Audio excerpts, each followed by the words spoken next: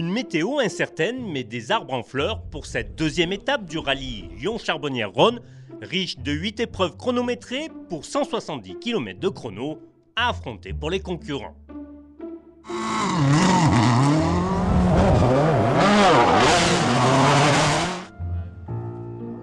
La bagarre a lieu à tous les étages. En R3, Mathieu Arzeno domine. Mais la DS3 du team Saint-Eloque Racing Mister Auto ne peut rien en deux roues motrices face à la Mégane du team Chazelle Marc de Passorio, première du groupe N. En S2000, impuissance également de Cédric Robert face aux deux leaders de la catégorie. 50 mètres de gauche 6, droite 85,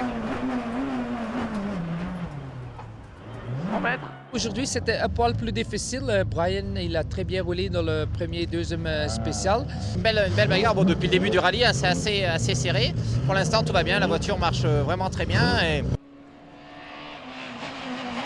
À l'aise sur l'humide d'hier, Freddy Loy doit reconnaître, sur le sec, la supériorité du champion de France 2010, Brian Bouffier.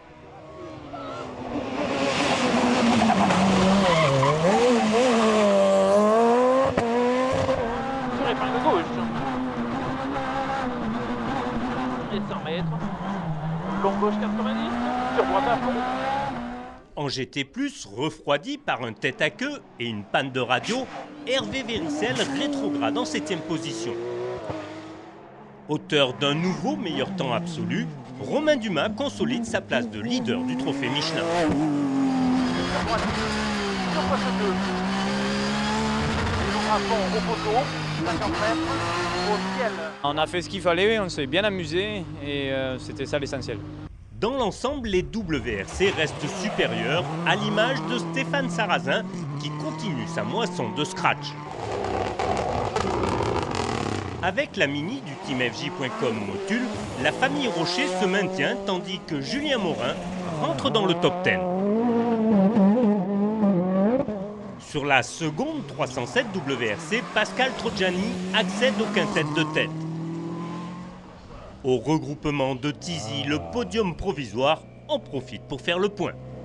Si je ne me réveille pas ou si je ne change pas quelques réglages, je pense que c'est impossible de gagner. On est repassé deuxième. Maintenant, il reste encore du temps à combler. Il peut se passer plein de choses. Donc, même quand on a 2 minutes d'avance, c'est jamais gagné. Et malheureusement, Eric Brunson a raison puisqu'il sort de la route dès le chrono suivant. Jean-Marie Coq retrouve alors un instant le leadership. Mais la Ford du team Chazelle by GT2i Heroic Drink écope de 10 secondes de pénalité pour départ anticipé. C'est alors le champion de France 2008 qui prend la tête du rallye pour ne plus la lâcher.